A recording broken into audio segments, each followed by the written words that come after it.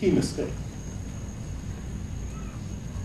Macduff says, "Banquo, banquo, our royal master's murdered."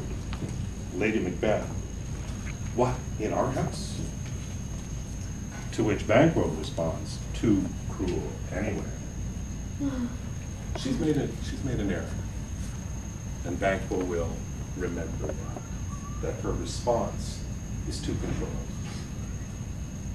Because the normal hearing, the normal response to hearing of the death of the king would be what we've seen from Macduff with, "Oh, horror, horror, horror, this cannot be named." And there's Lady Macbeth, "Oh my God, in our house." You know, she just named it, which she's not supposed to be able to do. Macbeth now starts. Now we've really got to follow along. Is he faking it at this point? Or is he speaking honestly? Let's take a look at what he says. "Had I but died an hour before this chance, I had lived a blessed time. For from this instant there's nothing serious in mortality. All is but toys. Renown and grace is dead. The wine of life is drawn, and the mere lees is left. This vault to bring to what? Brag? Braga. Okay. And he is right in every single way here. He's quite right. If he had died an hour before, he would be blessed. He has just told them that he is no longer blessed. Now, on one level, he's speaking about, I, as a citizen of Scotland, in this place where the king has been killed and none of us are blessed. On the other hand, he is speaking about himself. He is no longer blessed. From this instant, there is nothing serious in mortality. Again, he's right. There is nothing serious in life. We have chaos, we have disorder. Nothing has any meaning at this point. Everything is a toy. Everything is meaningless. The wine of life is drawn, and the mere lees is left. This vault to Braga. This is Shakespeare being brilliant. What are the lees? L-E-E-S. Well, if you're a wine freak, you know a really, really expensive wine will always have sediments in the bottom. Those are the lees, and they're bitter. And that's why when you order a wine like that, or you open a bottle like that, you never drink from the bottle. Or, I don't know good. I mean, you never pour directly into glasses, you decant it. So the bitter leaves are left in the bottle, and only the good wine is in the decanter. So he's saying, there's just bitterness left. And the vault, or the wine cellar, is now empty. But vault means something else. Vault is a very common image for the heavens. So what he has said is that the heavens now are empty. Faking it or not, notice the diction. It is all still heavenly and cosmic. Kai, you with me? Yeah. Okay.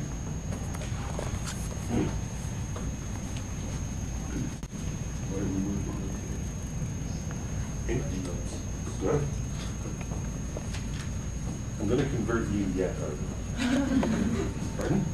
I'm going to turn you into a Shakespeare. Damn physics. I think he was working on physics last time. It was just on my desk. Okay.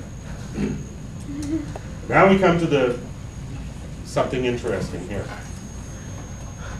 "Oh, yet," says Macbeth, he's talking about the guards, "I do repent me of my fury that I did kill them." Whoa, what's he done?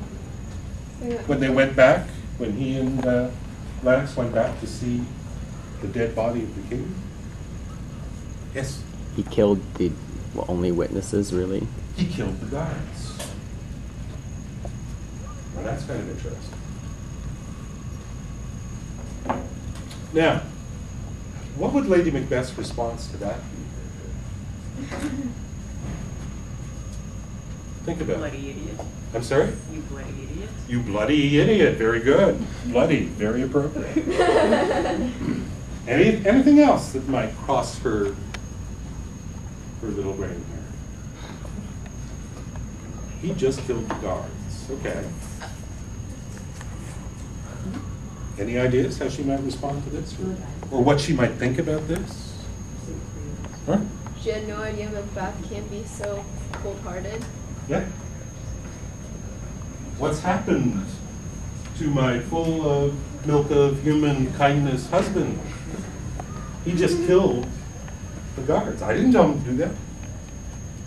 What's going on here? There's a fundamental change. What? I'm assuming what the guard's supposed to take the blame. Yep. Yeah. So Macbeth just kind of screwed up the plan a little bit. Right away, he gets, why? Why did you do this?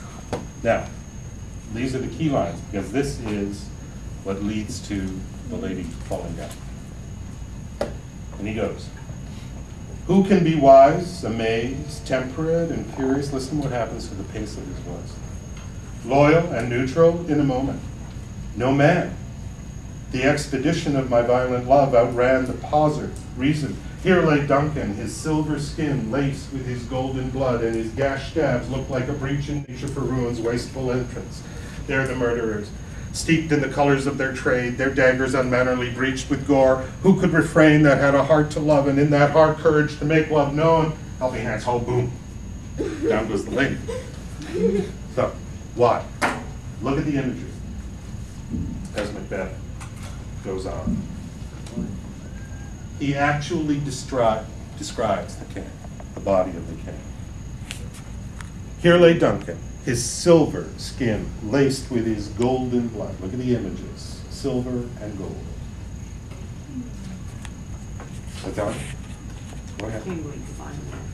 Kingly, these are images of royalty, images of the natural order, highest among the metals, if you want to go back to the chain. The gashed stabs, those two violent words, look like a breach in nature. There it is, yeah. There's the image of gore as we go on. Who could refrain that had a heart to love, and in that heart courage, and so on. It's building within it. But the images are of the most unnatural act possible. And right at that moment, the lady faints. Now, why? Possibly because she recognizes that he is losing control and she needs to shut him up. But if we look at this, in Act 2, okay, going right back, don't forget, this lady had to call on the murdering ministers to make Pickford life. She had to give up her own goodness that establishes her as, at that time, a creature of nature. That's her origin. We know that she has pushed her husband towards what she feels he wants. But here and there, we have had images that show nature still rules within Lady Macbeth. And now, Macbeth actually describes what it is they've done. That they have destroyed everything that is good on earth. And so, I am beginning to think that it is entirely possible that Lady Macbeth, who is already nervous, already aware, is overwhelmed by the evil that they have let loose. And she actually does faint. And the reason I can think that is because of this idea of a continuum running through a work.